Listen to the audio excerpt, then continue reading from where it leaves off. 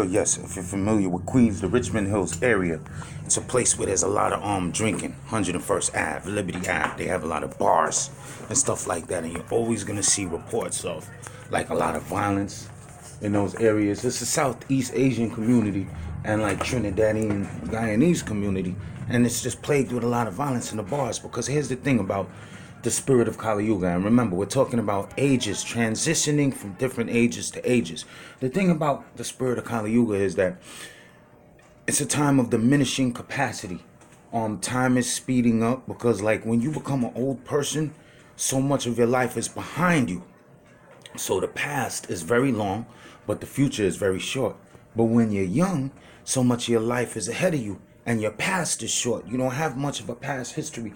But when you're looking ahead, that you got to grow up and you got to go through the teenage years, adulthood, old age, there's so much time in front of you that time seems to move slow. But when you're older, time moves very fast. And that's what's happening to the world today. Time is moving very fast. The characteristics of Kali Yuga is that what?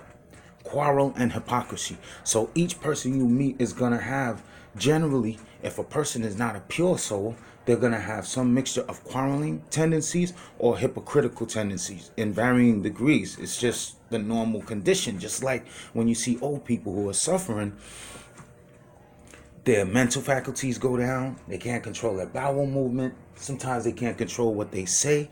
And now look at the leadership of our country, for example. Sometimes he can't control what he says, and it seems the bowel movement comes from his Twitter account. Like, everything's real funny in this age. It's diminishing capacity. The signs of the different changing times, usually you have a lot of floods, earthquakes, natural disasters.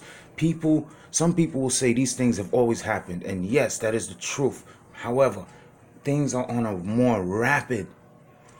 You can chart how much floods happen within 10 years or 100 years or 1,000 years. You could chart and you could see everything's rising when it comes to natural and man-made calamities. When it comes to war, all of these things are on the increase. You can't blame it on the internet and say, oh, it's always been happening, but we didn't have the internet. Now we just see it more because of the internet. Well, that's a point, but the internet hasn't always been with us. The internet is relatively new, and we still have almanacs and records going back hundreds of years, if not thousands of, and we could check thousands of years of weather patterns through simple geology, right? So you're getting a lot of earthquakes now, you're getting a lot of floods in different places. Now let's talk about these floods for 1 second, right? Because, and another thing, right now the president is talking about EMP protection. He's protecting us from electromagnetic pulses. Now, electromagnetic pulses, they don't only come from enemy sources. They also come from the sun. The sun is an electrical energy sphere, and sometimes it kicks off an energy flash. And as a result, all of our technology on Earth has the potential to get fried. You understand? So consider that the president does know. Hold on 1 second. All right, so the president is preparing for protection from the sun. That means these ages are changing, and these things happen on regular cycles. All right, there's nothing they could do to stop the changing of the time. But speaking on time scales now, Kali Yuga is scheduled to last only another 400 or something thousand years. But remember, in the scriptures in the Bible, it did say that this is going to be a special period. So everything has been sped up, and plus these scientists are playing with time. They're playing with the CERN labs and everything. They're messing with the time flow right now. But when this age switches over and transitions, then we'll go into an age called Satya Yuga, where things are more pure.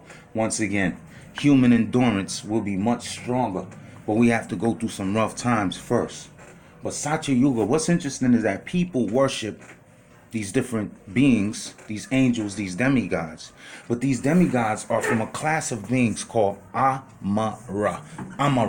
That means they live a very long time. They could live up to about 306 million years, or a manvantara. I believe a manvantara is 306 million years. So anything you get from the demigods can only last you up to 306 million years, because they can't even bless you beyond their lifetime. Remember that. The gods that people worship have a finite lifespan. We're not talking about the Supreme Lord. We're talking about these deities. And anything with a finite lifespan cannot give you an infinite blessing. Just like me, I'm eternal. This body is temporary. I could get some blessings for this body. I could become rich. I could live a long time. But I can't live longer than the Amara unless I am a Chiranjiva. You know what a Chiranjiva is? Chiranjiva could live even longer than a demigod. Like they're in the class of beings like Aswatthama, Hanuman, and other imperishable or so-called immortal souls. But the Vedas explain, I believe it's the Upanishads, explain that this is false immortality because this Amara, this Chiranjiva can only last up to the lifespan of Lord Brahma. A Lord Brahma is a universal controller. He's in a separate class of beings. He's a demigod, but he doesn't take place in the rulership of the universe. He's more like an advisor, an old sage who you come to for advice. He's the one who actually approaches Lord Vishnu on behalf of the demigods. And of course, this Lord Brahma, he's a very ancient one. So he lives up to about 311 trillion years. A Chiranjiva can last the lifetime of Lord Brahma from the dawn of the universe until the universe is sucked back into Mahavishnu. You have Lord Brahma's energy is predominant, and some of these beings can live that long. But then you have another class of beings called Nityam. Nityam, they last eternally. They never die, and they stay in their original constitutional position, meaning they don't change identities like me and you. They don't change clothes. They keep their original spiritual, eternal, blissful, knowledge-filled form, and they are called Nityam, or eternal beings. They remained in the spiritual energy or the internal energy of Sri Krishna. They didn't come out to the external world that you and I are in. We're in the same class though. We're all pure spirit souls.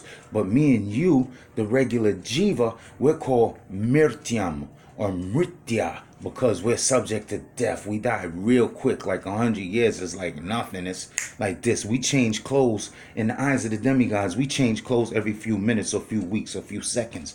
Very short time. So you got Chiranjiva. They can last for the whole universe, but they have to give up their body.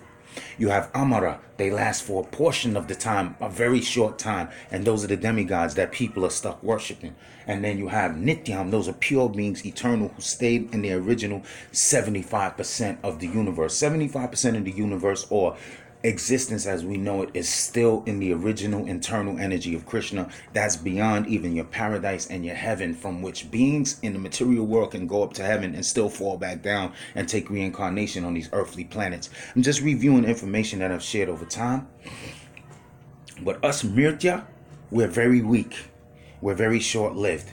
And we're subject to the three modes of material nature as well as everybody else in this material world. And when you're subject to the three modes of material nature, when you take rebirth, you take a body that's more according to your mentality or your mode or your spiritual energy. All right? Of course, there's always more that I want to share, but just know that they can't stop the times. Things are going to continue on as they're supposed to go. Just make sure that you can get yourself properly situated, and like I always recommend that people chant Hare Krishna, Krishna Krishna, Hare Hare, Hare Rama, Rama Rama, Hare Hare. If there's anything I did not touch in this video, wait, I need a second to think, because there was some things. You know what? I'll just do another video at another time if I can, but that's pretty much what I wanted to touch on for now. And of course, there's always more that I forgot, that I didn't get to mention, but hopefully you're pleased. And this is just a renewal of the video that I did that got cut off yesterday. Hare Krishna.